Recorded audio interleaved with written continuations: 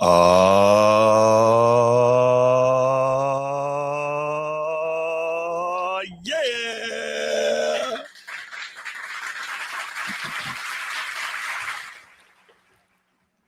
Welcome back to another episode of the Format Podcast Live, Tuesday morning NFL wrap-up edition. How you doing, Transformer? Alhamdulillah. Alhamdulillah. There Alhamdulillah. you go. Beautiful. Love to hear it. Love to hear it. Yes. Hey, good to see you, my brother. Good to see you. Shout out Sneed. Sneed got what you need. I got it.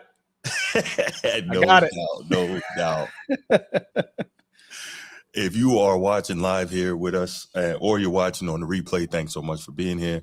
We're going to go ahead and do what we do, and we are going to run down the past week of NFL action and had some stinkers, had some duds, had some upsets, had some really exciting games. Another coach got fired. So, man, a lot going on, but we are going to get right to it. First thing we're going to do is, well, you know what? First thing we got to do is this, man. Happy Veterans Day to you, brother.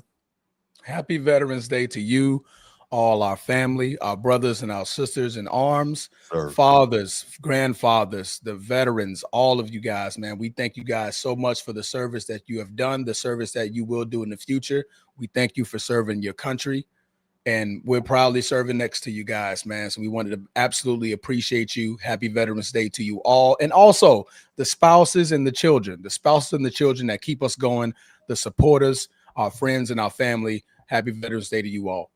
Salute. Ready to. There we go. Shout out my main man, G. That is my battle buddy since 2006. We went through basic training and AIT together, Signal School. Man, got none but love for you, G. Happy Veterans Day to you. Happy Veterans Day to our main man, Chief Sid Bubba.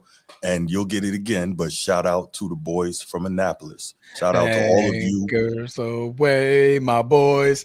Anchors away. Yeah, baby. Yeah. December 13th, man. Y'all tune in. We got something special for you guys. Ready to. There we Got go. something special coming up for you guys, man. Me and Bruce are going to do something. We're going to do a little something. Ain't that right, Bruce? Yes, we are. Okay, man. Stand by for the announcement. Yeah, you guys gonna love it, man. Yeah. We're excited about it. Yeah, we're definitely excited. Yeah, definitely. Shout out to Christopher Hagan. I know you watch the show sometimes as well. Shout out to you, Chief.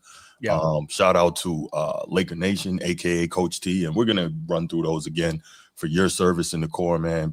Couldn't thank you enough. Absolutely. Look, all you veterans out there, man. Nothing but love for you. Shout out to the For Life brother group, man. We've been holding it down in a group chat for over a decade now. My second ship from 2012 to 2014. We've been in the same group, and mind you, I don't see these guys in person that often, right? Yeah, maybe years in between, but man, we talk. They're in my chat right now, blowing it up, man. Every single day, we're always giving each other love, man. So salute to my boys For Life. Yeah, shout out to my brother Saeed Moussaid. Shout out to you. Happy Veterans Day.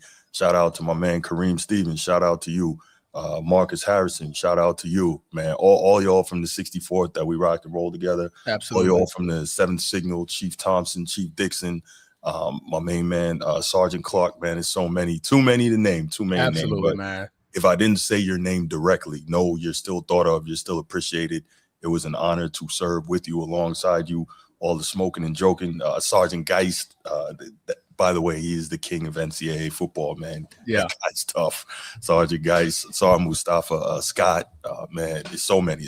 But yeah, let's go ahead because we can do let me add two more, man. My father, I appreciate you. Happy Veterans Day. Yes. My grandfather, may he rest in peace. Happy Veterans Day.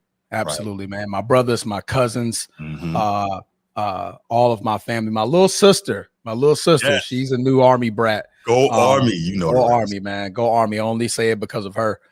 Tatiana, man. That's my girl. That's my baby. Yes, indeed. Yes, sir.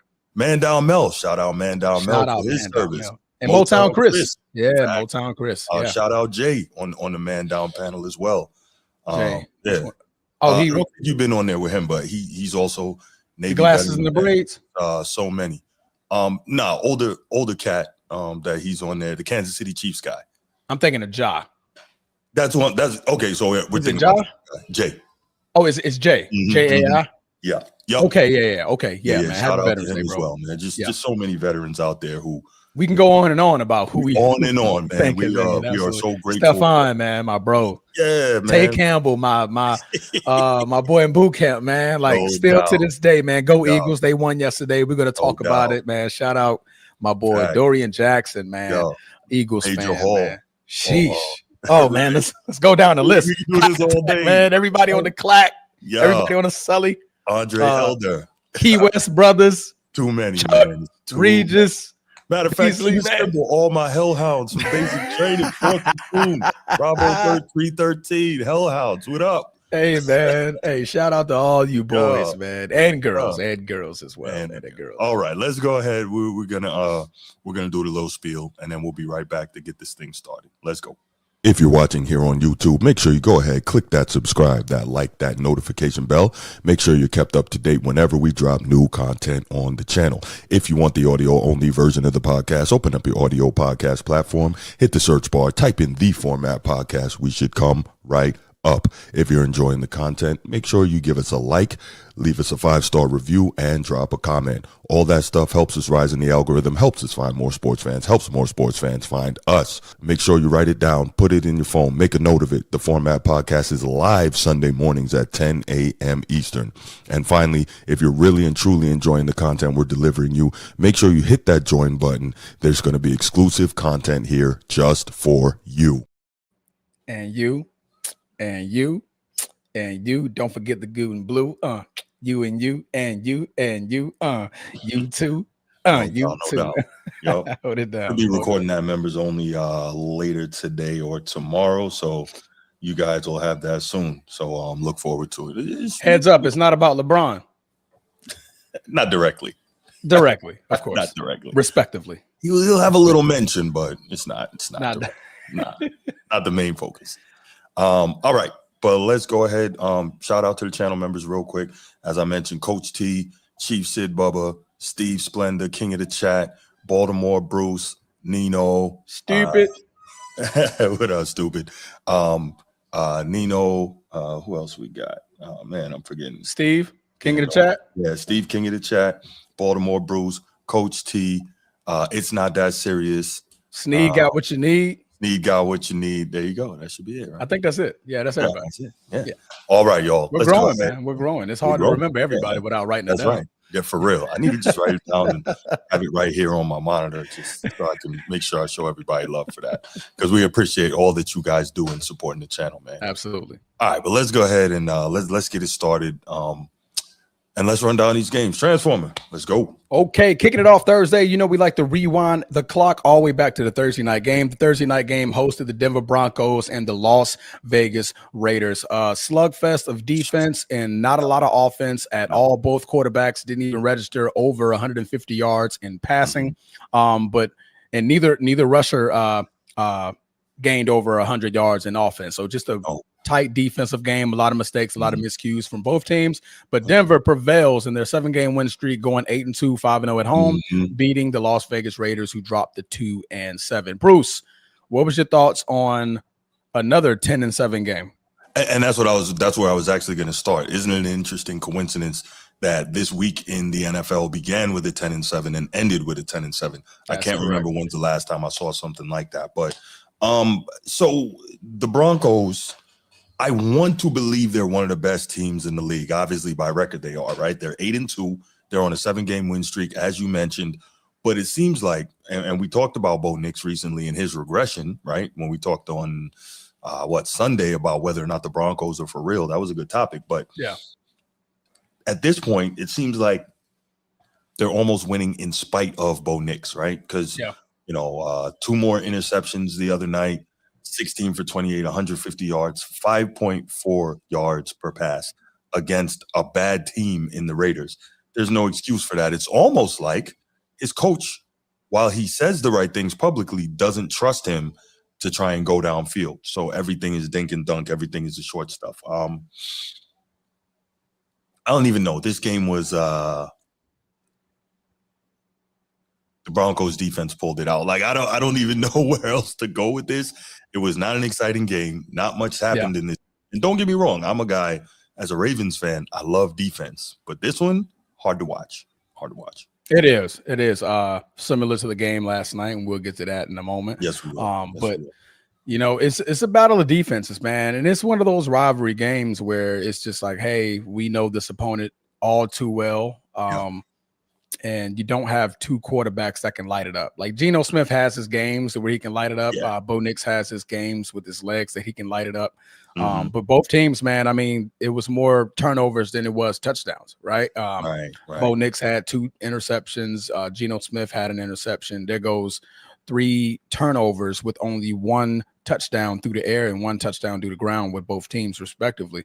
Mm-hmm. Aston Genty, man, it's people are ready to say, Boise State, small market team, you show it out over there, but you're not doing it in the NFL.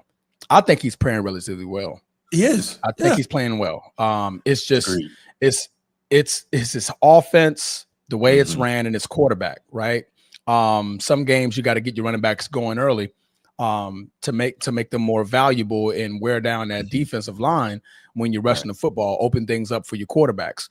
And obviously, Aston Genty is one of those type of backs. If you go back and watch him at Boise State, the man had like 30 carries a game, right? Yeah. And to where he was getting these massive amount of yards. But unfortunately, he's not getting it there. They're loading up the box for him because they're not threatened by who? Geno Smith. So if you're not threatened by the quarterback, then I know you're trying to run the ball. So I'm just going to go ahead and load the box. But 19 carries, 60 yards, 3.2 yards a carry. That's nothing crazy. But, he did end up getting in the end zone, the only touchdown for the Las Vegas Raiders.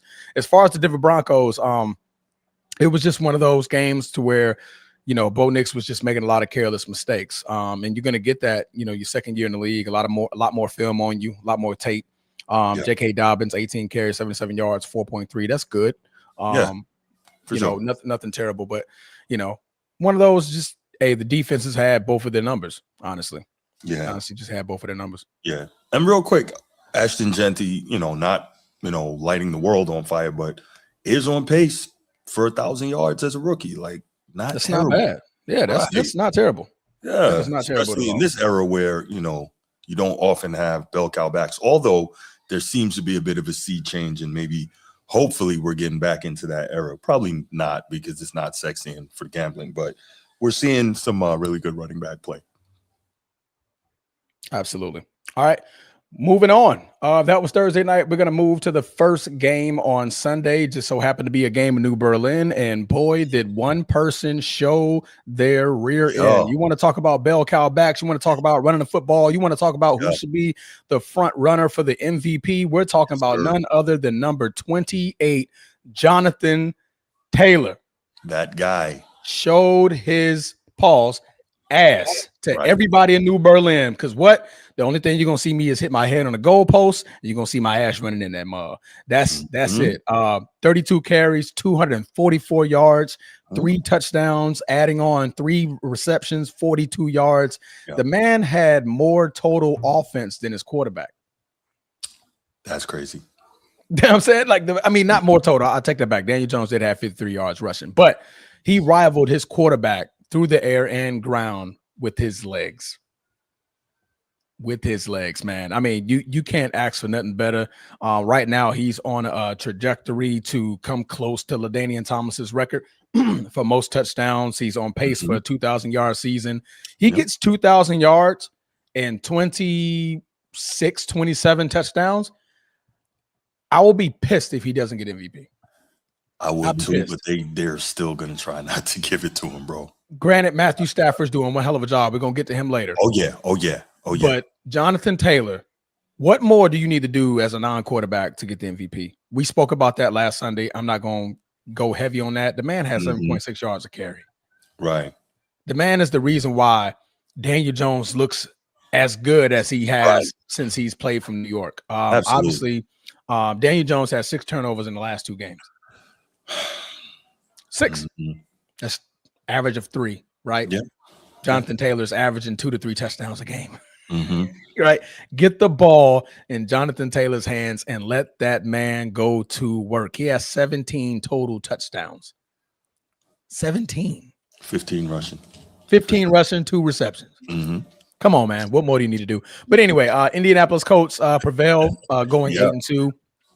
beating the Falcons 31-25, respectively. Bijan Robinson, 17 carries, 84 yards. Not a bad game from him, but I think JT showed who's the top dog at the position. Who the big dog? Go dogs. Michael Penix Jr. still trying to find his way in the NFL. 20 for 28, not great at all. That is under 50% completion percentage, 177 yards and a touchdown. Didn't turn the ball over, but again, just a lot of that. I mean, you had 16 incompletions. You only had 12 completions. So scary stat with Penix. I heard this on Cowherd. Over his last 2 games, he's 1 for 18 on third down. That's what? Damn. Yeah. And his last 3 games under 50% complete, under 60%, completions. And Penix, for full transparency, I had him as QB1 coming out in the draft last year. I believe that he was better than Caleb, and I still think I do, but he is an elite deep ball thrower. The team didn't get him any deep ball threats. He needs real weapons. Drake London is solid, but he's not a number 1. Let's think about this. Atlanta, and we'll get to the game itself. I'm digressing a moment when we're talking about Penix here. Atlanta had a chance to draft Emeka Egbuka. They didn't do it.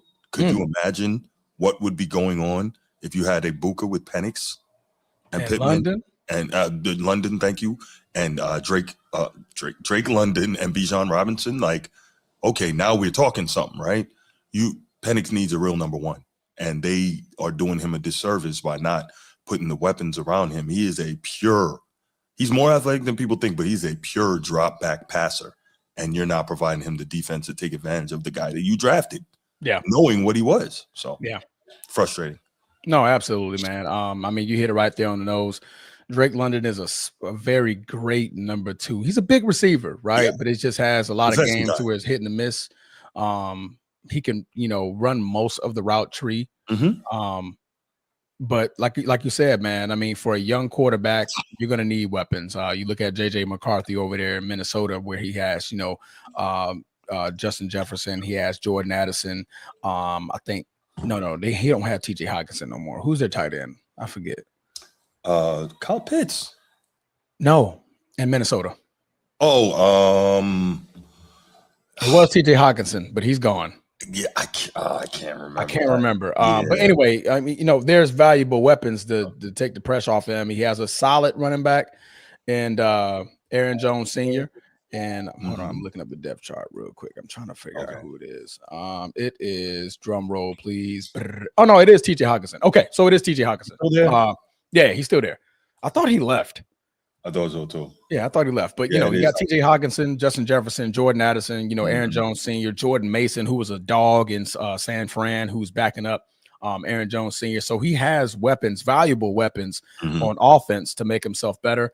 So, I mean, you just hope that Atlanta just looks at this season, takes it for what it is. You're not going to win the division. That's the Bucs division to have as of right now. And you just go and try to, look for some pieces to add on in the draft. So, AJ Brown is going to be a name to put on your radar because Philly's going to move on from AJ Brown. We're going to that's going to be the last game we talk about. AJ Brown is on the move this offseason. I wholeheartedly think that he's on the move. So, but yeah, Colts prevail. Oh man, what a game, man! I mean, this game, obviously went into overtime. Thanks to Jonathan Taylor, and in overtime, he pretty much sealed the deal by doing what he does, and that's running the football effectively. Daniel Jones, man, just turn around and hand it off. Jonathan Taylor had 32 carries. Daniel Jones had 26 passes. I'll take that any day. I'll take that any day. If Jonathan Taylor is getting more totes than you guys are throwing the ball, you guys are playing an effective football game. That's right. Absolutely. That's right. Yeah. So Daniel Jones was playing extremely well early in the season. And just to reiterate the point that you made, 3 fumbles this week, 1 lost, and obviously the interception. So that's 4 turnovers. Not 4 turnovers, but, he's literally out here trying to give the game away. He's kind of come back to earth. They've got to figure out some way to do better with that. Now, some of that is like strip sacks. So you got issues in pass pro or what have you, but they got to figure out how to clean that up because you cannot waste this, even if he doesn't win an MVP caliber season by Jonathan Taylor. You just can't. So they've got to figure out a way to clean things up with Daniel Jones. And Daniel Jones is costing himself money. So he's got to be careful with these turnovers. he's probably going to end up getting franchised after this year instead of getting a new long-term deal. But I got to mean, figure out a way to clean if that I'm the stuff up. coach, that's exactly what I'm doing. Mm-hmm. That's exactly what I'm doing. I mean, G's done nothing to prove that Right. you're worthy of a max contract. Right. You know, so or it's like or give him another deal like what he has right now, like 3 years, what, 33 million a year. I can live with that because that's also a tradable contract. You know, I'm able to move off of that one, give him a little guaranteed up front. That way the next team is probably paying what, 20, 25 million a year for a Daniel Jones. And if they look at the formula on what's making Daniel Jones is great, if you got a good running game, I can take a Daniel Jones if my team is leaning and searching for a current a potential gap stop quarterback. So yeah, for sure. All right. Moving on over to the next game, we have the Bears playing the Giants. Now, the Giants have recently fired, finally, Brian Daboll. So shout out to Micah, not Parsons, but Micah in the chat. Right. Our lovely member, who's a diehard New York Giants fan. He's been praying and searching for this to happen. And as soon as that game hit the fourth quarter and I witnessed them dwindle away a 20-10 lead, I knew he was getting fired. And I text you in the group. I'm like, oh, this is it. This is it. This is where they just had enough. They're like, nope. I'm sorry. Nope. I mean, granted, you lose your number one receiver, you lose your star running back, and then in the fourth quarter, you lose Jackson Dart to a concussion. Yeah. Russell Wilson shouldn't have been the first person off the bench. Should have been Jameis Winston.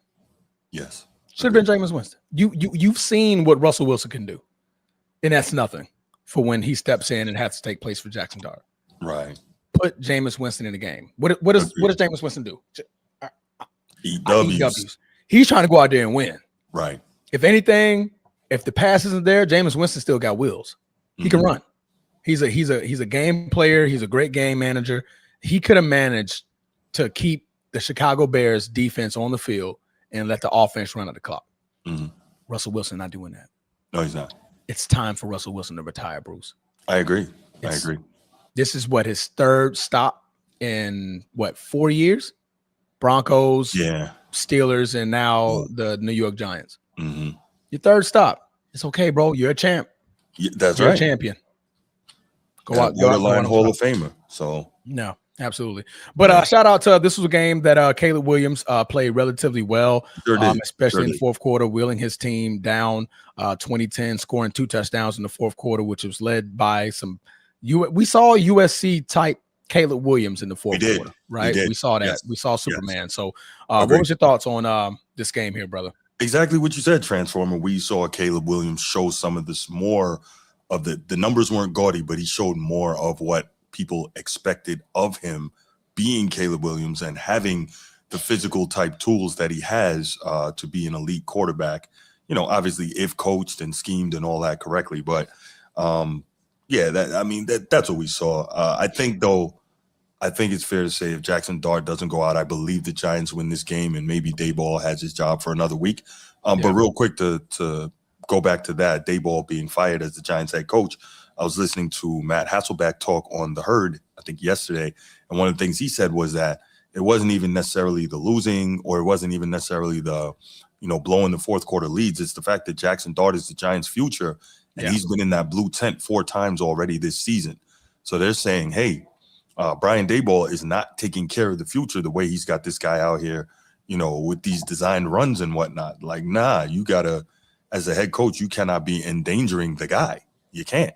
And so I think he was saying, he being Hasselbeck was saying that's a big part of the reason that Brian Daboll is gone. So just wanted to kind of reiterate that point, which I think is very viable, especially if you look at Jackson Dart yesterday, 19 of 29, 242 yards, no touchdowns, but also no picks, and a QBR of 74.5. Really good numbers for the rook, right?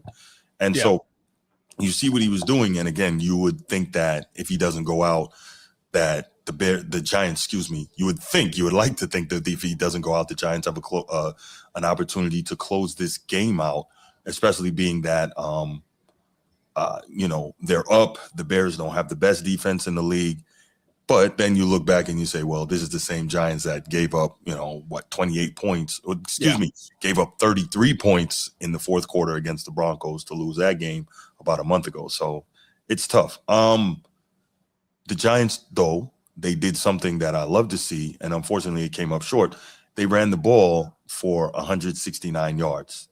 Yeah. That'll do you well. 30 carries and 169. You normally win when you have those kind of numbers, but unfortunately, the Bears beat you by rushing 28 times for 171, right? So the Bears did they did a pretty solid job. So good stuff. No, absolutely, man. I totally agree. Run game prevailed for both teams up until the fourth quarter for the New York Giants. But Caleb Williams, I mean, he chipping in at 63 yards. Like I said, crucial fourth down when he broke away for a 29-yarder. I believe that's his career long, by the way, his career long rushing attempt. Breaking the pocket and really getting his team down there to be able to score in this football game. So absolutely great game, man. Absolutely great game tomorrow. Got it. All right, moving on over. We're going to go to the upset of the week that Bruce called. So I'm going to let Bruce take the reins on this one. Tell me what you saw. The Miami Dolphins just dismantled the Buffalo Bills 30-13, man. This was one of Bruce's upsets. He felt it in his spirit, and he was so far from wrong. He was so far from wrong that he was super, super right. So, Bruce, man, what was your take that you called the Miami Dolphins to upset on the Buffalo Bills? Okay, so honestly, this wasn't even a function of I thought that the Dolphins were the better team here or I thought they would play better. None of that. It's just that if we go back through the years, New England, who is consistently one of the better teams in the league, always hated to go down south around this time of year from New England to Miami, and they would always get upset. I don't know if it's Miami with the partying and all that stuff, or if it's Miami going from the cold in the upper Northeast all the way down to the tropics and all of that. But I think that somehow that played a role, and they did the exact same thing to the Bills here. So I think that's just what it was. It's that, it's that Miami hangover or whatever. And if we're honest, man, Achane went off, right? 22 carries for $174. He really did his thing, and the Bills weren't able to effectively stop the run. And we know that in general, this is Mike McDaniel's bread and butter, right? He is a run game coordinator. That's what he was doing in San Francisco before he got this job. He was their run game coordinator, not even their OC. So that's what he likes to do. And when he gets an opportunity to get the run game cranked up, he's going to do that. And you saw it, 32 carries for the team for 197 yards. That is the way he wants to play. He wants to play similar to Shanahan, but he doesn't have the mentality and he hasn't built the culture of toughness and physicality the way Shanahan did in San Francisco. So he wants to play that way, but he hasn't built it that way. You know what I mean? Yeah. But this is what they were able to do. They were able to run all over the Bills and really keep it under control. And they got their Miami upset win. And that's not going to save Mike McDaniel's job, I don't think. But, it maybe saved it for another week, right? No, absolutely, man. I mean, you hit it on the nose. I didn't see when you guys were doing the rundown. I didn't see it, but you did, and that's all that really matters, man. I was like, man, I don't. He thought I was crazy, and and shout out man down. He said he wanted to pick it with you. He was like, man, I normally pick an upset. Yeah, he was like, I was leaning on it, but I just didn't have the guts to say it. And he was like, Bruce said it. He was like. He called it, man. So salute to you, man. Salute to you. Obviously, Josh Allen, when he starts off slow, the game's over. I got you. Clearly, when we saw this against the Patriots game. When he starts off slow and they're behind the sticks or they're behind the scoreboard, they're not doing much to get back into the game, with the exception of the Ravens. And that's when the Ravens had one of the poorest defenses in the league, right? Yes. Lately their defense has stepped up. But it's hard for him to put the team on his back, especially when shout out Keon Coleman, but he's not playing relatively as well as I thought he would be, or getting the proper play that I thought would happen for that offense to be flourishing. James Cook, who was second in the league in rushing, he's obviously not able to run the football when you're down 17, right? So he's only limited to 13 carries, 53 yards, and he's going to be used more as a passing back. As you see, he has 5 receptions. But it's just one of those slow starts, man. And the Miami Dolphins and Mike McDaniels, like you said, man, drew up a nice little scheme to keep that defense at bay.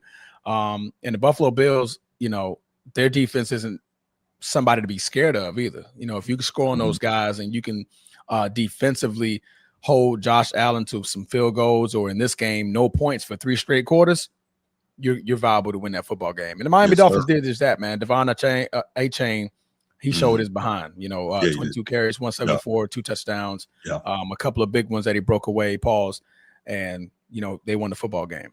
Miami Dolphins still suck, though. They're pretty bad. This is just one of those games. Miami Dolphins, Miami Dolphins number 1, 2, for a week, man. They playing that game. Somebody said the other day they saw no, it was Nick Wright. Salute to Nick Wright and What's Right podcast. I think What's Right with Nick Wright or whatever.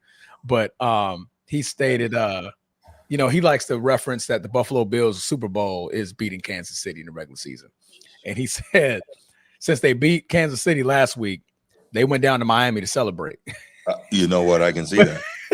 They went down to Miami to celebrate the Super Bowl victory, and just so happened they forgot they had to play a football game as well. And obviously they showed up to the stadium not realizing that, hey, you got to stop a running back named Devon A-Chain. That's their best weapon on their offense, and clearly he showed you why. So no doubt. Yeah, that was funny. The man had over 230 yards in total from scrimmage.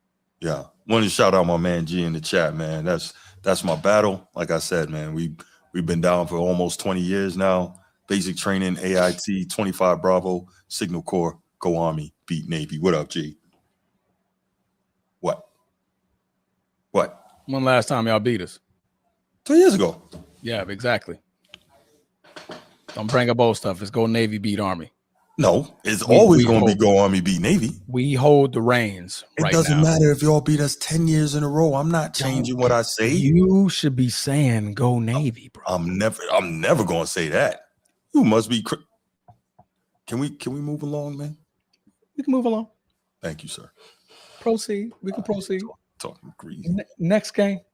Speaking of Baltimore and him being on this high horse, we're going to talk about Bruce's Baltimore Ravens. The Baltimore Ravens defeated the Minnesota Vikings and Brian Flores' defense by 27-19. In the game, Lamar didn't quite look himself, but he looked good enough, to win the football game. Bruce, this is your team, and this is on a must-win trajectory that the Baltimore Ravens are on pretty much every week until they play Pittsburgh. Every game is a must-win. What happened? And that's exactly the point. Every game is a must-win. Baltimore knows what it has to do. Baltimore has got their guy back. Brian Flores always, you go against any team that's coached by him, that defense is going to give you problems. They are schemed up well. They play well, but Baltimore was able to have some effectiveness running the ball 36 times for $152, which, enables you to have some level of balance. Lamar didn't go off, but he also didn't turn the football over, had a touchdown. And at the end of the day, the Ravens don't turn the ball over. The Vikings turn the ball over twice. We got 2 picks off of them. And again, when you're in that turnover deficit, that's just as important in terms of winning football games as running the football for 150 yards. When you turn it over and give the opponent on any level of football, but especially in the NFL where these guys are this good, you give somebody 2 extra possessions, chances are you're going to lose that game. And the percentages are crazy about, how often you lose a game when you lose the turnover margin by 2. So, Baltimore did what they had to do. And I think it's also big, and it's worth noting for the second year in a row, defense starts off just horrendous, but now is kind of rounding into form as the season goes along. Now, you would have hoped that the defense kind of started off from the beginning, but I guess when it's more important, and again, knowing, like you said, that every game is almost do or die, but you need to go on a run here, get this momentum, get yourself playing the right way, and get yourself in a position to go into the playoffs, maybe even host a home game, depending on what happens and how the numbers play out. But at the end of the day, got to find a way to win. And Baltimore has been doing that, 3-game streak now. And so there you go. No, absolutely, man. I mean, just premier showing from the Ravens. I mean, obviously Mhm. their defense has woken up. Yes, sir. Granted, it's JJ McCarthy, but you still got the turnovers that you needed to win this Mhm. game.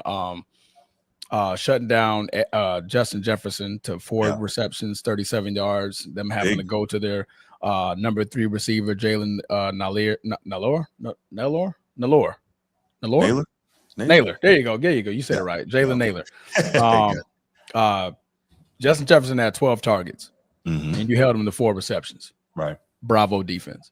Mhm. Bravo defense. That's the Ravens defense that we've expected to see over the Right. course of this over the season, and they're doing exactly what they need to do. Like you said, and I said, every game is a must win for these guys.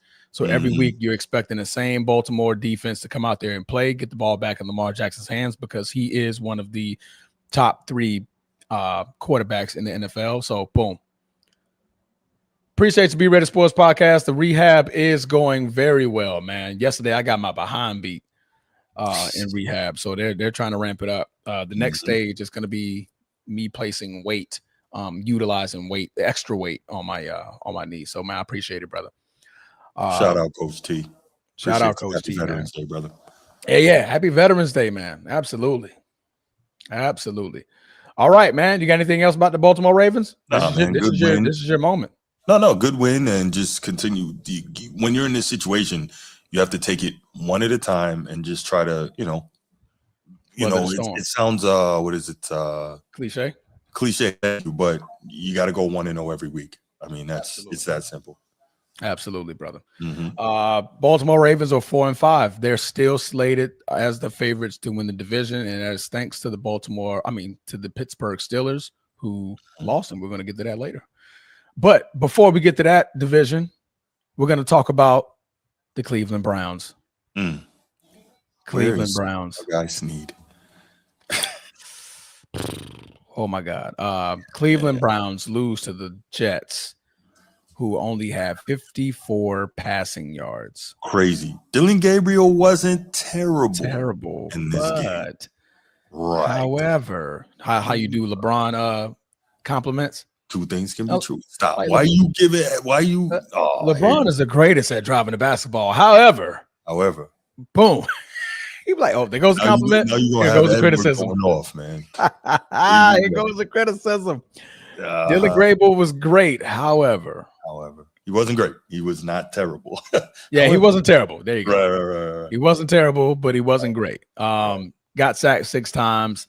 The Jets, who just traded away Sauce Gardner to the Indianapolis Colts and traded away Quinnen Williams to the Dallas Cowboys, beat the Cleveland Browns 27-20, only throwing the ball for 54 yards. Now, 2 of those touchdowns did come on special teams, 1 kick return That's and what I 1 was punt about. return. However, they still scored 13 more points on top of that to keep the Cleveland Browns at bay and win this football game. Bruce, Yeah, man. what the hell did you see? So I can't even tell you. I got nothing. I need no, Snead because here. Dylan Gabriel didn't throw any picks. Where's Snead? The Browns didn't lose any fumbles, if I'm not mistaken. Where's Snead? I don't think they. It's given up 2 touchdowns on. So the Jets would have scored. What is that? 13 points, and they would have lost this game 20-13. But they gave up 2 in the return game. And so it just seems like one way or another, the Browns find a way to brown, and they did that once more. I think Browns are browning. There you go. I think it may be over for Stefanski. I think so. And I've been trying my absolute best to keep Stefanski in the reins. I've been throwing out excuses for him, like, hey, it's this, it may be that, it's the GM's fault. At this point, you got to get rid of everybody. Yeah, at this point, y'all need a top to bottom clean slate. You need a top to bottom clean slate. GM, put them in this situation. One, it started three years ago when they signed Deshaun Watson to the most lopsided contract in NFL history, giving him $230 million guaranteed, and he has yet to play a season to where he's the leading passer for your franchise. 3 consecutive years, either suspended or injured or hurt, or both. Suspend, hurt, hurt ended. Terrible. Hurt ended. You know what I'm saying? Terrible. So obviously at this point, you're just, being bad. You're gunning for picks, I assuming. Now Myles Garrett is getting asked questions. You're looking at this offseason a little different. Do you trade Myles Garrett and just bundle up on picks to reset? Because obviously somebody would take him and you could get a lot for him. I would. Absolutely. I'm looking at easily 2 firsts and a player. That's the start of the conversation. 2 firsts and a player, and take me away from there. If you got three picks, I'll take it. Right. And that's going to be valuable for the future because obviously they want to go young. Quinshawn Judkins is a great running back. So they got a back. They have 3 options at quarterback. They just need to pick one. They have a decent receiver in Jared Jeudy, so you can go and get yourself a receiver. And trading away Myles Garrett, you still got a bright defense behind that. You can go draft in the defensive end. You can go because you're going to have high picks. So you can go defensive end in the first round in your top 10 picks because you're going to top 5. I'll say top 5 picks. You can go get you a defensive end, or you can trade back, get more picks along with Myles Garrett's trade, and have even more options. So, GM, the options are there, buddy. Don't brown it no more. You have to do something. It's only so much browning you can do because shit's stinking in Cleveland. Oof.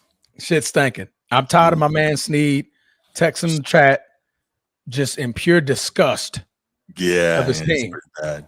Yeah. Called his special teams, special needs. He said, y'all are no longer special teams. Y'all are special needs. Yeah, that was crazy. You guys got special needs. But yeah, man, not Baltimore. New York Jets prevail in the victory. My apologies. My sincerest apologies. Justin Fields, man. Justin Fields, he's going to be one of the best backups in the league next year. Yeah. On whose team? I don't know, but he's not starting anywhere anymore. So yeah. I think the ship has sailed for Justin Fields. This is his third team. Yeah, because Chicago, Pittsburgh, New York. Yeah. Maybe he needs to come south. Maybe the North isn't working for him. Maybe he needs to come south. Maybe he needs to be the next backup in San Fran. Because obviously that's where careers go to get relived, revitalized, rejuvenated. Backup Matthew Stafford. I'm pretty sure Sean McVay could do something with those legs. Pause. He could definitely do something with his speed. So I think he needs to go to a team that utilizes heavy play action. Some heavy play action, a lot of disguising, a lot of trickery, a lot of fancy, cute stuff to make him valuable. Because obviously the teams that he's going to, they don't do that type of stuff. And that's the only way I could see Justin Fields being successful in this league. So, yep, there goes you that. All right, moving on over to the next game.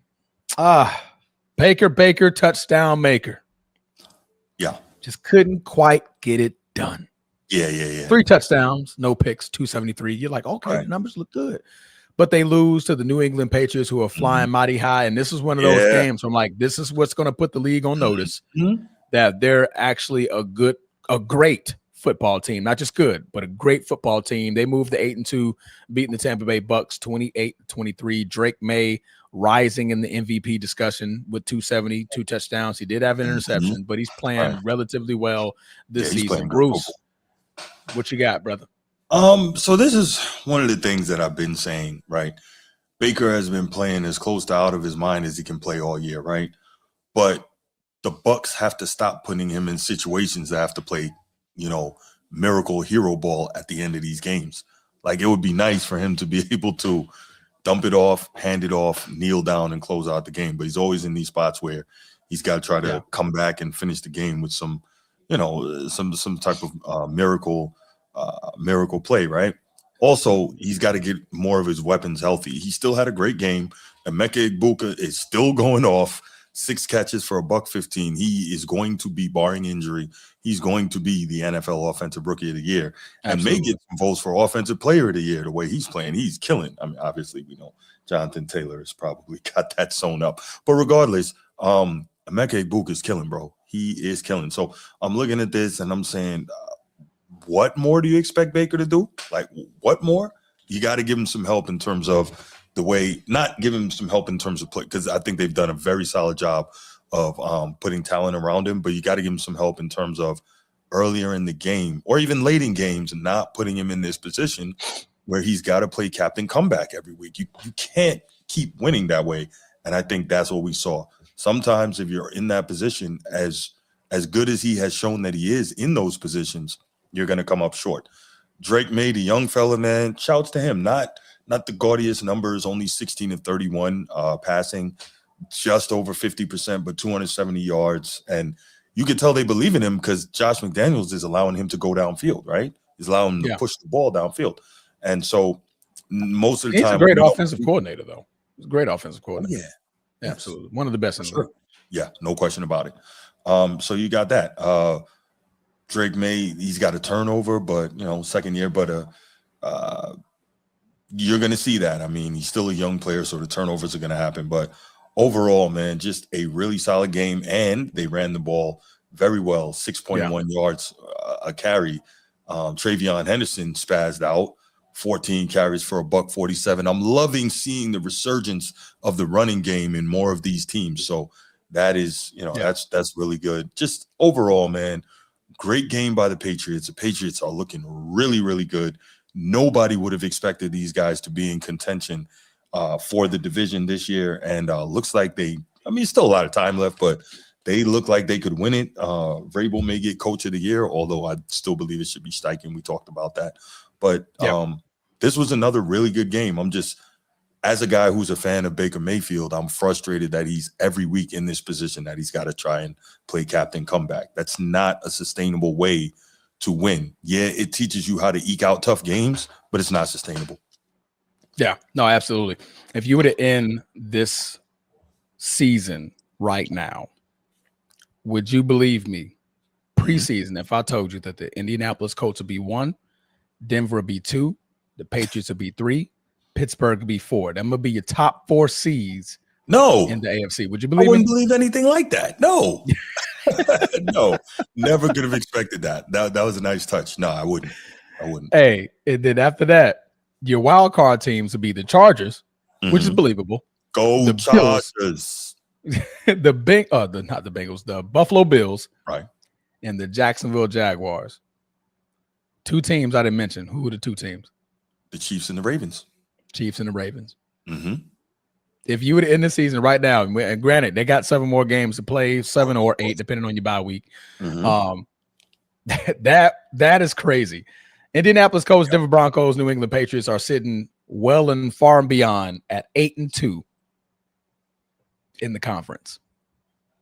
Conference wins 6-1, 5-2, 4-2, crazy, respectively. Crazy. Never would have expected that. I don't even think I had Denver. No, I had Denver probably being the second seed in that division. I had the Colts being 3rd. I think I had him 3rd. Stephon Diggs ain't even killing like that. He's not even killing like that. He's not even killing like that, man. So salute to those teams, man. They're actually showing their behinds, and Drake May rightfully deserving MVP votes because he's playing like one. He's definitely playing like one. All right. Moving on over to the next. Diggs got bigger things to be thinking about, huh? Got kids. Yeah. When you a new dad or a dad again, that'll do it. Bruce, that'll do it. Another upset of the week. The New Orleans Saints defeated the Carolina Panthers, who defeated my Green Bay Packers. So came up the next week and forgot how to play football all of a sudden, losing 17-7. Tyler Show getting his first win of his young NFL career, the rookie season. 19 for 27, 282, 2 touchdowns, 128.9 passer rating. Looking good for the first time against the Carolina Panthers and their defense. Mr. Need a sandwich himself, thanks to Snead. Got what you need. Bryce Young, another back-to-back awful performance, 17-25, 124 yards, no touchdowns, 1 interception. Bruce, not a lot to say about this football game, but what can you say about this football game? One, Bryce Young shows flashes, but not enough consistent good play. I think he's probably not long for being an NFL starting quarterback. Yeah. And 2, we always talk about the lack of tape and not knowing what a guy can or can't do. Tyler Shaw, quietly playing well. Quietly? Yeah, I don't know how much of that is him. I don't know how much of that is the scheme that's, being worked up around him to maximize what he can do. But he's quietly playing well. I mean, everybody laughed when they drafted him, but he's doing all right. I mean, he was 137 years old coming out of college, so there's that part. A lot of starts under his belt, but not bad. That's a lot more than what I had to say. Yeah, that's something I've been kind of paying attention to a little bit, Good. I'll end it there. I really got nothing to say. I truly don't. This was a game I didn't even have on my radar for the week. I thought the Carolina Panthers would have won this game. Not easily, but they would have won the game and just moved on because the Saints are a bad team. Carolina just showing that they're hit and miss. They were flying high with the 5-4. If you would have asked them like, hey, by week 9, 5-4, would you take it? They'd be like, yes, absolutely. And then now, you're 5-5. So the division is starting to run away from you. Looking back at the standings here, they are 2 seeds away from the last seed of the NFC. So still possible that they're in the fight, but you're falling behind in the divisional race. So that's not going to be too good for you. But other than that, that's all I got. Tyler Show, I mean, bravo. I mean, you beat up on the Panthers. Right. We know you're not afraid of cats. So good job. All right, moving on. Jacksonville Jaguars. Step to the front, please. Jacksonville. Duval. You put on, and I thought my team put on a master class. You put on a master class on how to show your ass in a very bad way. Master class on how to go in the fourth quarter and give up 26 points. Blow a 19-point lead. The second highest comeback for the Houston Texans since 2013. Oh, good stat. Good stat. Thank you. I like that. You're welcome. To a backup. It wasn't even CJ Stroud. Right. It wasn't even CJ Stroud. Davis Mills, I haven't heard of his name. I can't tell you the last time I heard his name. Mm-hmm. You were up 29-10 in the fourth quarter. You couldn't even get a freaking field goal on offense. Stay off the field defensively, and you allowed the Houston Texans to put a foot in your behind in the fourth quarter. Trevor Lawrence, 13 for 23, 158, 1 touchdown, 1 interception. With a 19-point lead, brother, that ain't going to get it done. Not at all. And I'm sorry, I'm here to tell you. Trevor Lawrence, you're on the hot seat, brother. You're officially on the hot seat in Duval. 5-4, you're not out of the race yet. You're currently 7th in the playoffs. So that's what you're holding on to, but right behind you is the Kansas City Chiefs. And they want that spot. They're going to come get that spot. Right now, you guys are deserving of nothing. This is awful way to blow a game in the fourth quarter when you need every freaking game to stay in this juggernaut of a freaking AFC. Mm-hmm. You need it. Obviously, you're without Travis Hunter, but that's not an excuse because you was up 19. Obviously, Trevor Lawrence is not playing a good game. Still no excuse. You were up 19. At the end of the day, you were up 19 points. That's a lot. To Davis Mills and Woody Marks and Nick Chubb in the backfield. And you allowed these boys to hawk you down. Bruce, stop me from talking. So the Jags kind of started off the season surprisingly well. I think caught a lot of people napping. Liam Cohen kind of changed the culture a bit, turned them into, a top 5 rushing offense. They're not that anymore. really doing well. But when you're a team that doesn't win consistently, a lot of times this stuff can happen. You don't know how to close out these kind of games, right?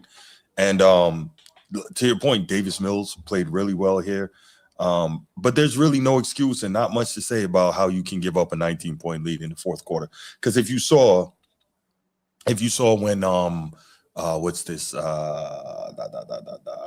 when Liam Cohen saw that the Jags lost the game, he was disgusted and threw his headset down. Like he ripped it off and threw it down.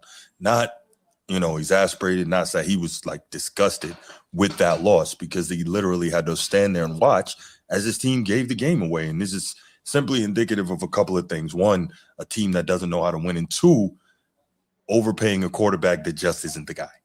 And you are now stuck with him. And chances are, if he doesn't figure it out, Liam Cohen's going to get fired before they get rid of Trevor Lawrence. Because I'll just say it was ridiculous giving that guy that contract because he's not worth it. But shouts to Houston. That's a team you can tell that even though they only have a record of 4-5, they compete and they really play for their coach, man. And there's something to be said for that. So, Trevor Jags, Lawrence, man. Jags are, they're the Jags. I'm never going to expect much from them. There's no way you in the fourth quarter with a 19-point lead and you muster 1 yard of total offense. Embarrassing. One. You know what his QBR was in that game, Transformer? What was it, Bruce? Please do tell. 27.7 on a scale of 0 to 99.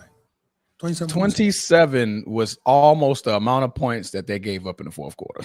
That's right. That's right. It's just bad. Just bad. Let me run down these possessions. Fourth quarter. Now, mind you, the Jaguars ended the third quarter with a touchdown drive. Fourth quarter. First possession. 3 plays. -4 yards. So you're already behind. Second possession. 3 plays. 6 yards. Now +2. Third play, which is the final drive, 3 plays, -1. That leaves you with a net rating of 1 yard in a whole quarter where you're up 19 with a very good running back. Travis Etienne is a very good running back. Mm-hmm. So what's your excuse there? Trevor Lawrence, he got feet. Mm-hmm. What Liam Cohen? What were you running in the fourth quarter? What was your game plan in the fourth quarter that you had nothing but 3 and outs and a 19-point blowout? And these guys in Houston was getting a touchdown every time they touched the ball. 13-play drive, 6-play drive, 14-play drive. Come on now. Your defense can only do so much in a quarter to where they're on the field for 13, 14, 30 plays. They're on the field for 30 plays in a quarter. Right. In a quarter, especially the fourth, because now we're tired. We're super tired. And you can't muster up some offense to keep your defense off the field for a quarter. Yeah. Well, can we also say this, right? Can we also, being objective, the Houston Texans, D'Amico Ryans has them guys playing on that side of the ball. Yeah, they're number one. Going was this through week 9? Yeah. See if I get the updated ranks. But they were top 5 in everything. Absolutely. That, so this is a defense that's really playing outstanding football. And so when you see that, you're like, okay, like it doesn't make it acceptable that the Jags did what they did and couldn't get anything going, but it makes it just a little more palatable. Pause. You know what I'm saying? Yeah. To quote the Players Club, it's okay if you never seen the movie. I've seen the movie. But did you at least paint the bitch? Did you at least paint her? Just pinch. Did you at least paint the bitch? Jags couldn't do that, man. But shout out to the Texans, man. They got it done 36-29. Now they're just a game behind the Jacksonville Jaguars for the second place in the division. All right, moving on. So 4:00, I think Roger Goodell and the NFL had an agenda. They said, hey, I want all 4:00 games to be nothing but blowouts. Can we make this happen? Yeah. And they said, absolutely. We're going to schedule the Seahawks to play the Cardinals, and we're going to let them be the start of the blowouts. The Seattle Seahawks scored 21 points in the first quarter to 0. And Madden, that's a skunk, and you got to pass the sticks. For sure. You got to pass the sure. sticks. Pass the This sticks. game was ugly from the start all the way to the finish. Seattle Seahawks have 38 points by halftime, to the point that the Arizona Cardinals just said, bump it, it's over. And they just did what they could to just get some play on the field behind their new starting quarterback, Jacoby Brissett, who's probably going to take it for the remainder of the season and keep the reins for the remainder of the season, while Kyler Murray nurses his foot injury. Bruce. And they figure out where they're going to try to trade him. But go ahead. Sorry. Oh, no, absolutely. You're absolutely right. Bruce, what was your take on this football game, man? Seattle's a really good football team, man.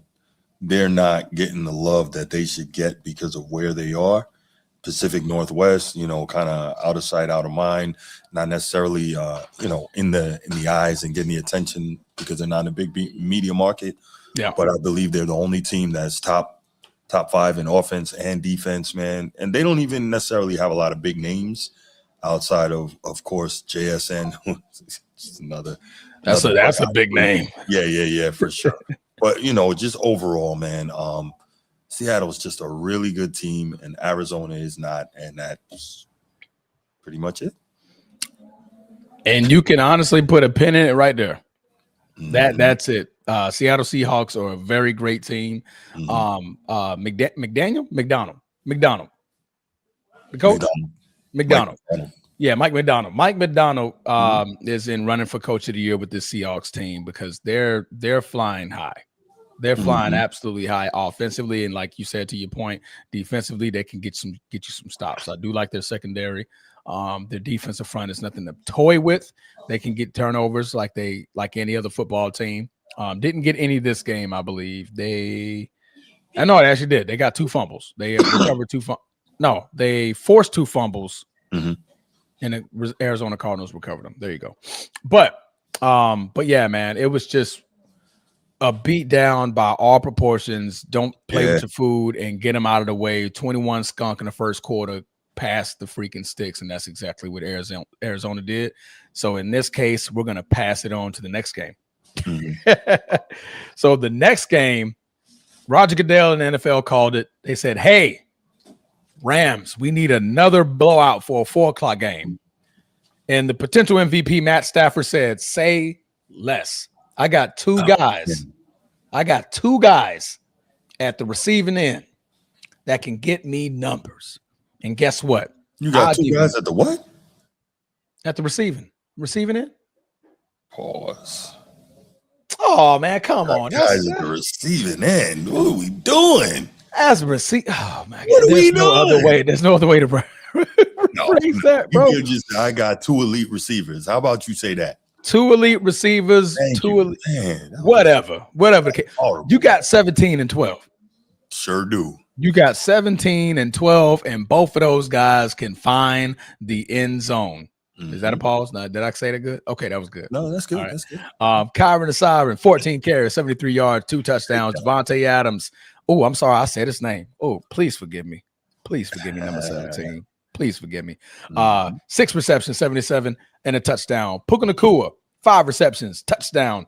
Kobe Parkinson, 4 receptions, touchdown. They were just wheeling and flipping dealing that San Francisco defense from the first quarter all the way to the fourth quarter. Bruce, what was your take? I believe the stat is Matt Stafford is like the first player ever to have like 3 straight games, 300 plus passing yards, 4 touchdowns, and no interceptions. That's kind of wild. He didn't have 300 this game. Was it not 300? Yeah, 280. 280. Okay, then I'm a little off on the stat, but it's somewhere in that vicinity. But Matt Stafford is playing out of his mind, man. And that's a guy who definitely should be in the MVP conversation that nobody's talking about. He is getting busy. And he's got 25 touchdowns and 2 picks on the season, bro. Yikes. Yikes. No, he's, as you said, man, they're moving and grooving right now. And they're playing really good ball. And it's a shame because the Niners aren't that bad, but they are just beset by injury, man. There's not a lot they can do right now. So really, if the Niners make the playoffs, Kyle Shanahan is a dark horse coach of the year candidate for keeping these guys, up and viable with all the injuries that they're dealing with. That is tough, man. They are. Fred Warner, Nick Bosa. Mm-hmm. Those are your two key cogs on that defense. Yeah, like you're missing a lot. Both of them. You're missing a lot. Starting quarterback for what it's worth, Brock Purdy. Yeah, of course. Yeah. So, yeah, right. That just popped up, but I don't know. The Rams are really, really good. They're also 7-2, right there among the best teams in the NFC, right there with Seattle. I think they play Seattle this week. That's going to be a hell of a matchup out west. Yeah. So that's kind of what I take from it. The Rams are really playing extremely well, just kind of chugging along. Matthew Stafford's in the zone. Can't wait to see how it turns out. No, absolutely, man. Matt Stafford is now second in the league in MVP odds. He is tied with Drake May at plus 300.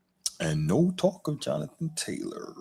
I'm not done. Jonathan Taylor, what did I say last week? There were 13 I think quarterbacks in front of him. 11th or something crazy like that. Yeah, it was a handful of quarterbacks that were in front of him. Mm-hmm. Now there's only 2. Oh. Yeah. Somebody's watching Jonathan Taylor now. Or the Format Podcast. Or the Format Podcast. Absolutely. Right. They're probably like, you know what? They're right. It's in that 3 touchdown game. They're like, damn, okay. Jonathan Taylor may have 2,000 yards and 20 plus touchdowns. Mm-hmm. Wait a minute. He might be in conversation. So right now he is currently third in MVP voting, only behind Drake May and Matthew Stafford. Listen, I like Drake May, but he shouldn't be ahead of Jonathan Taylor in MVP voting. I mean, but he's a quarterback, right?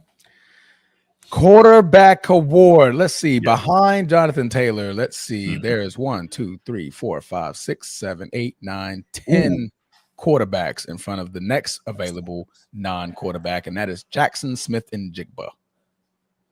You want to hear the names? Yeah. Patrick Mahomes, Josh Allen, Sam Darnold, Justin Herbert, Jared Goff, Jalen Hurts, Lamar Jackson, Baker touchdown maker, and the guy that I'm going to put my foot in later on, Jordan Love and Daniel Jones. Gotta love it. Daniel Jones. That just shows the obsession with quarterbacks. Because if you're taking Daniel Jones over Jackson Smith and Jigba, you on crack. There's something wrong with you. Right. Yeah. Cocaine is a hell of a drug. Yeah. And as Snead said the other night, no mention of Myles Garrett, right? Let's see. Myles Garrett is not even on the list. In their defense, though, Cleveland is a losing team. So perhaps very if they were a team, he might be up there. But what's the Bengals record? Ain't like 3-6? Not good. What's they had a What's the Bengals record? They had a the Bengals are 3-6. That is only one game better than the Cleveland Browns, but Joe Flacco's on the list. But he's a quarterback. That shows you right there how much the NFL loves quarterbacks, because Joe Flacco is on a list and Myles Garrett is not. Yeah, it's the same thing in college with the Heisman. Mm-hmm. He's in front of Jahmyr Gibbs, by the way. I digress. All right. So speaking of blowouts, shout out to the Rams for filling in the second blowout, but Roger Goodell wasn't done. He said, no, we need another blowout. We need another one. He called the Detroit Lions. He said, hey, Dan Campbell, can you put foots in the Washington Commanders? We know the president is going to be at that game in Washington. He's going to be in the booth and he's going to be talking. Can you give me a third blowout? Dan Campbell said, hold my beer. I'm actually going to call the plays today, and we're going to make sure we put foots in the Washington Commanders. Another blowout by epic proportions, 44-22, beating the Washington Commanders. Yeah. Jared Goff, another 300-plus yards game, 3 touchdowns. Jahmyr Gibbs, who I mentioned earlier. 9.5 yards a carry, bro. 9.5 yards a carry. Yeesh. And David Montgomery, who was the knuckles to his Sonic, had 4.7 yards a carry. That's pretty good. That's pretty darn good. You're done. They had a combined rushing total of 226 yards and 2 touchdowns on 33 carries, averaging out to be 6.8 yards per carry. You know what's funny? Jonathan Taylor did more than that by himself. But anyway, I digress. And let's carry. I want to say he had the exact amount of carries. I'm trying to get this guy to the MVP. That saying something like that alone, that should put the NFL like, okay, all right, these boys got a point. Yeah. Jonathan Taylor had 32 carries, so he had one less carry than the entire Lions team, and had 244 and 3 touchdowns. And so he had more touchdowns and more yards on than less the entire Detroit Lions team with one less carry. Mm-hmm. Voters, listen to what I just said. This is the Detroit Lions we're talking about.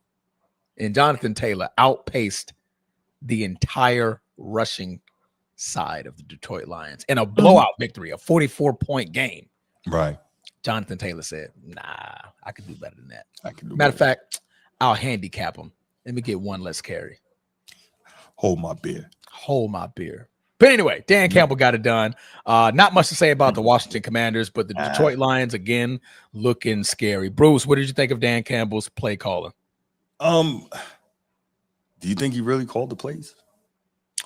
Well, some are saying he was the final de facto. Right. So he had the play sheet in his hand. Right. So the final de facto, of course, he's listening to his coordinators, receiving coordinators, running backs, and he was like, what do y'all like? What do y'all like? And he was the deciding factor on whether they're going to run or pass. So the final de facto play caller. So in a sense, you call the plays. Thoughts? Oh, I'm sorry. I realized you were No, I mean, obviously he called a good game, but obviously the Commanders are also depleted. Very. Yeah. So, I mean, nothing special here. Nothing to see here. Moving on. They got one of the oldest defenses, man. They got Bobby Wagner still on the team. They got Preston Smith. They got one more guy. I think they got one more guy on that defensive line. Who is it?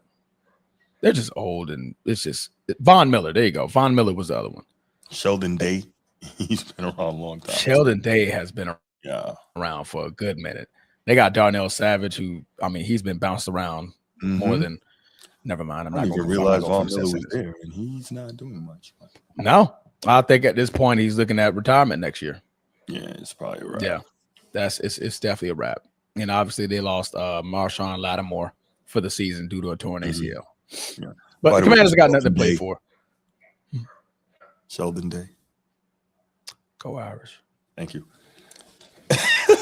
Moving on. On that note, we're going to move over to the last game. I can't help it. So the Baltimore Ravens celebrated twice Sunday. They celebrated early in their victory, and their win early in the day, and that by that night, by 11 p.m., before the clock struck midnight, they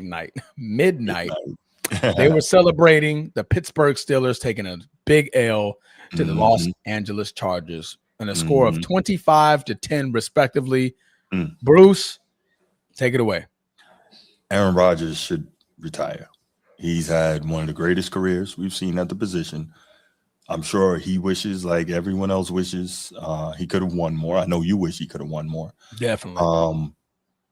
You're Aaron Rodgers and you have a QBR of 4.5 for a game. And it's not supposed to happen.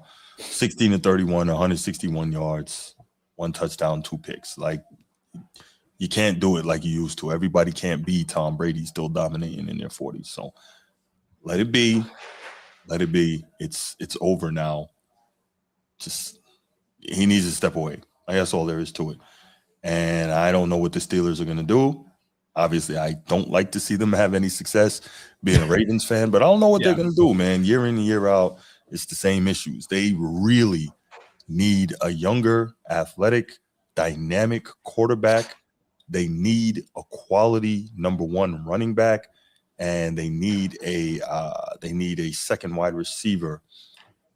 Again, a dynamic guy to go with DK Metcalf. It's just not working. And they need an OC that knows what the hell he's doing. Arthur Smith is not getting it done either. That's all. Steelers in trouble, man. I'm not going to go all the way there. Okay. Not all the way. I think Aaron Rodgers still got another year. No, man, he needs to hang it up. He's done. But the thing, then this is what I'm getting to. Okay. Hear me out. Sure. The Pittsburgh Steelers, if you look at the last 3-4 years, had a top 5 defense, top 3 arguably, sometimes maybe even top 2. You look at their competent quarterback play, and it was slim pickings to none post the Ben Roethlisberger late retirement that they didn't let Ben Roethlisberger go. The game plan to me, if I'm looking at Mike Tomlin, I'm in the damn office before they make this Aaron Rodgers signing, was like, hey, give me a quarterback that doesn't turn the ball over, that I can count on in the fourth quarter, and that doesn't just give away a game in the fourth quarter. Aaron Rodgers, so far, has checked all of those boxes. What's failing him is the other side of the football, where all of the money has been thrown to. Obviously, you look at our Aaron Rodgers receiving core. What has Aaron Rodgers always been great with? Weapons. How many weapons does he have now? One. So am I going to say that's an Aaron Rodgers thing? No, because when I watch him play, and I watch Aaron Rodgers very, very closely, he can still zip the ball. He can still make great throws. And at this point, for the Pittsburgh Steelers, they got so much going on for them on the defensive side of the salary cap. They ain't got nothing to give Aaron on the offensive side. If you go back and you look at Tom Brady when he went to the Buccaneers, what did Tom have? They had everything. He had a defense. He had an offense. Like, he really went into a very good position, and they, they definitely put a lot around him to allow him to have success. You want me to name his weapons? Yeah. Let's start off with Antonio Brown. Oh, yeah. Okay. I forgot he brought him there. Antonio Brown, Rob Gronkowski, Gronk, Mike Evans, Chris Godwin. Yeah, those are some weapons. Do I need to say more on what you need to give a 40-year-old quarterback who's been dominating the league since they entered it? So here's the difference, though, right? Tom Brady has always been an elite pocket guy. Aaron Rodgers, while he can play that way, and you know this better than I do, so much of his greatness stems from his ability to extend the play and make elite, maybe some of the best ever off-schedule throws, right? And so I think that's a big part of his greatness. But because he can't do that anymore or doesn't trust his body and will not, he's not going to get hit. He's not mobile anymore. So all of those things that made him special, those things are gone from him. So it's not the same player. And I think that's the difference. Whereas Tom Brady, always being a pocket guy, never being the elite, quote unquote, athlete at quarterback, he just was elite at processing extremely quickly and picking you apart from the pocket. And I'm not saying Aaron Rodgers doesn't have some of that, but it's not to the same level as Brady because he had more athleticism that he could go to. I got you. But also he had an offensive line to protect him. Aaron Rodgers don't got that in Pittsburgh. They have one of the worst offensive lines in the NFL. So when you add on that they're trying to mimic what Tom and not at the time Todd Bowles, what was it, Bruce Arians? What Bruce Arians had for that Tampa Bay Bucks team, they had everything in place. They just needed a quarterback. Right.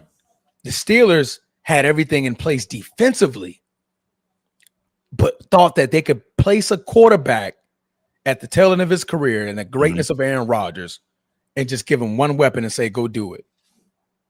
You're going to need Aaron Rodgers needs players to help uplift him, not the other way around.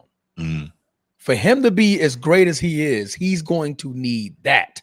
That's what Tom Brady got. Because you saw when the weapons started dwindling in Tampa Bay, what started happening to Tom? The numbers fell, the winning fell, sayonara, peace, I'm out of here. Yeah, for sure. It was time to go, right? Because there was nobody there to uplift him. Gronk retired, Antonio Brown pieced out, retired. Like everything happened. So it was just like, it's over for him. So when you're the Pittsburgh, if I'm the Pittsburgh Steelers, you possibly got one more season where you can probably sign Aaron Rodgers. And I think they're kind of hinting at it. You got to get that man a weapon. Call up Philly. What do you want for A.J. Brown? Give that man another weapon. Yeah, okay. In the draft, go in, Not get mad at some that. offensive linemen. You have to protect Aaron Rodgers, and you have to get him the weapons like Tom. You're trying to mimic the Tom Brady effect. That's how it worked. That's how it worked. Yeah. The Tampa Bay Bucks were a playoff team. They just needed a quarterback. Jameis Winston was turning over the ball too much. That was it. Tom said, "Oh, all I got to do is not turn the ball over. Say less. I got 1, 2, 3, 4 weapons to pick from. Say less. No doubt. Not to mention that he still had they had the running back from Jacksonville, the one that used to go to a club a lot out here. What's his name? LSU. Oh, Leonard Fournette. Leonard Fournette. They had Leonard Fournette. They had every piece in place for Tom Brady to be successful.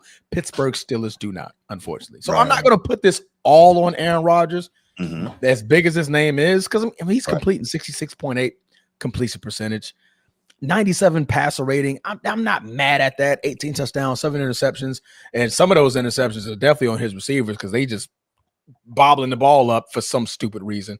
1,800 yards. I'm not going to scoff at that. You know what I mean? It's just that he needs weapons in front of him to help him be more successful. That's just my opinion. That's just my opinion. But shout out to the Chargers. Anyway, we were hyping on the Pittsburgh Steelers and Aaron Rodgers a lot. Yeah. But Chargers got it done. Salute to Keenan Allen. He became the all-time leading receiver, surpassing Antonio Gates in receiving yards.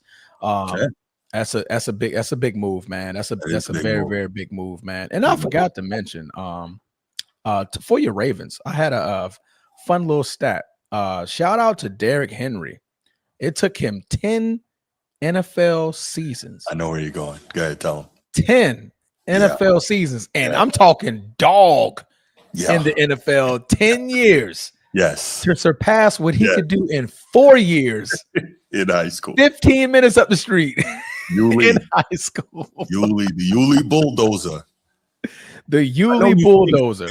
When you drive up there and you go to Yulee, you see when you pass the sign. I know you've seen it. Yeah, home of Derrick Henry. Home of Derrick Henry. Yeah. His name is feared. Yes. Here. His name is feared. If y'all don't know what Transformer and I are talking about, please go on YouTube and look up Derrick Henry high school highlights. It is the definition of a man among boys. Man. It's grown man. You want to talk about business decisions? Man, Derrick Henry had 12,124 yards in high school, and that's over 4 years. That's an average of 250 yards per game. Per game, not in a season. That is all 4 years, an average of 250 yards. It took him 10 years in an NFL career to pass his high school record of 4 years. That's crazy, Derrick Henry. And then now there's a kid, another kid, I forget his name. Yeah. And he's on pace to break that record. I think he's averaging like 300 yards a game. Like that. Yeah. Say it again. He's from Nebraska or Iowa or something like that. Yeah, some Midwest team. Some Midwest team. And he's on pace. He's on pace to break it. I think he needs like 300 yards or something like that over the course of the next 4 games or something. I think he's like short like 1,100 yards or something around there. It's something around there that he's able to pass it. And right now he's averaging like 300 yards a game. So it's crazy. But yeah, salute to those guys, man. Keenan Allen, Derrick Henry, making some history in their own right in their victories for the season. Last but not least, and we're going to wrap this show up here. Boy, oh boy, oh boy. I got nothing to say. I'm just going to let you do your thing. All right. Jordan Love, Matt LaFleur, Romeo Dobbs, Bo Melton. Come to the front of the congregation, please. Wait, I'm sorry. I do have one thing to say. Packers, can y'all please stop winning so I can see y'all? I can stop seeing y'all getting cursed out by Transformer after these games. Can y'all please get on your grind and do what you're supposed to do? Because look. Green Bay Packers. I'm sick of this shit. Oh. I'm sick of it. Yeah. I am tired I'm exhausted of this inconsistent offense. The definition of inconsistent is the Green Bay Packers. Yeah. Offensively. Mm-hmm. We've lost 3 games this year. Bruce, Yes, do you sir. want to hear the scores of these 3 games that we lost? Would love to hear them. What you got, brother? Browns, Mm-hmm. 13-10. 10 points. The next week, we scored 40. Second loss, Carolina Panthers, 16-13. Last night, 10-7. $250 million quarterback, running back, boatload of receivers, bunch of number 2s masquerading as number 1s. And we only could muster 10, 13, and 7 in the 3 losses that we have. Now, 2 of those teams, I'm shocked that could even be possible. Mm-hmm. Cleveland Browns and the Carolina Panthers. Philly, I expected their defense to step up, but not to hold us to 7 points in Lambeau. Back-to-back games, y'all have only scored 20 points total in Lambeau. In Lambeau. Title Town. Lambeau. Mm-hmm. Jordan Love.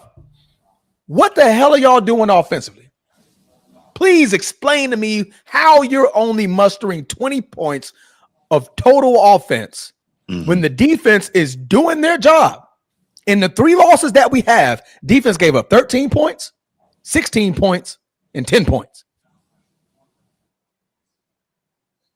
What am I missing here?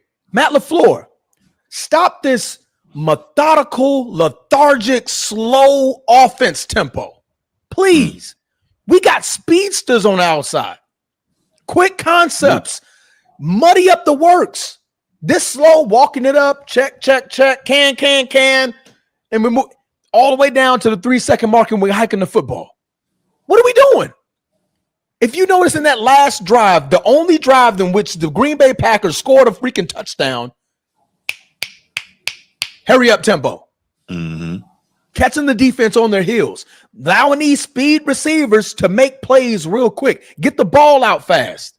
This lethargic walking up, slow handing off to Josh Jacobs and expecting big plays off of play action, that's not going to work. It's predictable. I know you're going to run play action now. I know it. I know all I got to do is put 2 receivers on Christian Watson because you're going to throw a 50-yarder. I know it. I'm on my couch and I can see this. How the hell, as an offensive coordinator and an offensive coach, Matt LaFleur, are you still running the same concepts? The same basic stuff? You're down Tucker Kraft, cry me a river. You're down Jaden Reed, cry me a river. We still got other speedsters that are on that field who can run and hurry up style offense. Up tempo, quick concepts, get the ball out. Look at what Aaron Rodgers did so great. Hurry up. Hurry up. Some players we can walk up slow, and that's when we got a freaking lead. Last night, we couldn't score a fucking point to the 4th quarter. Jordan Love. Man, I don't know what to say about you right now. But please stop making the dumbest decisions in the world. Your first sack on 4th down, that's where you get rid of the football. You chose to take a sack. Mm-hmm.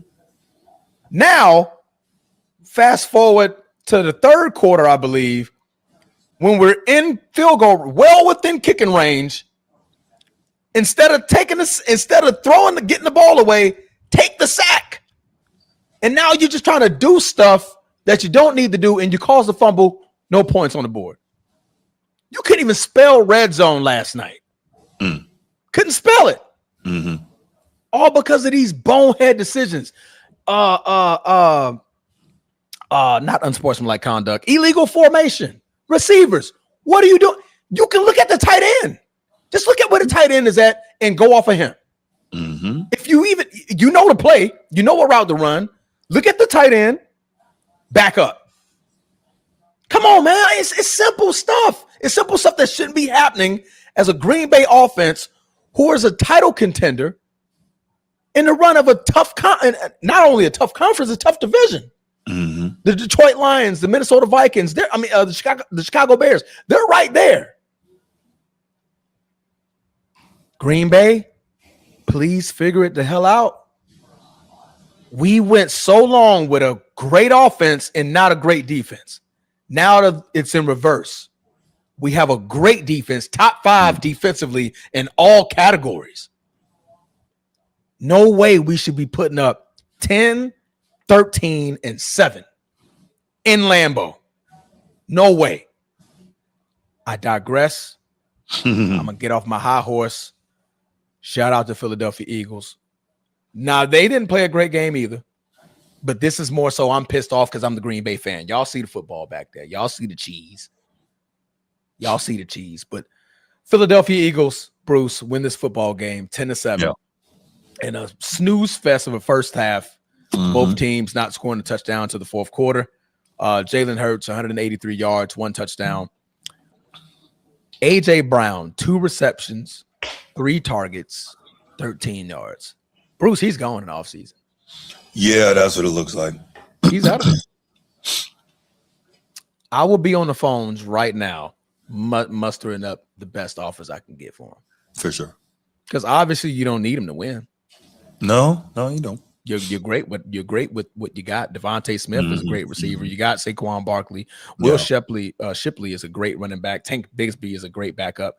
I didn't see AJ Dillon. Shockingly, I didn't see AJ Dillon in his return and playing Green Bay. I thought I would have, but maybe he's battling an injury, maybe not. But whatever the case may be, they got Dallas Goedert there at tight end.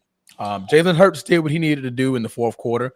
Off of a great breakout for Saquon Barkley. It was only so much that the Green Bay Packers defense could do before that kid breaks away. Micah Parsons is not as effective when they can run the football. Green Bay, you need to take a lead early if you want to get Micah Parsons going.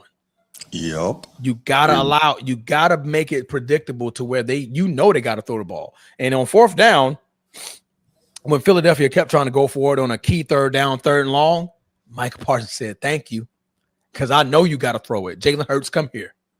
I'm coming. Rashawn Gary, I'm coming. Pause, because that sounded crazy. I said it twice. I'm coming. And obviously they held up there into the bargain. Offense, that's awful in Lambeau. That is awful. That is awful, man. But fly Eagles fly, I guess. Josh Jacobs, you did all right. I'm not mad at you. I am mad at the fact that you tried to stream upfield instead of going outside when you know you should go to the flat. But it's the offense, man.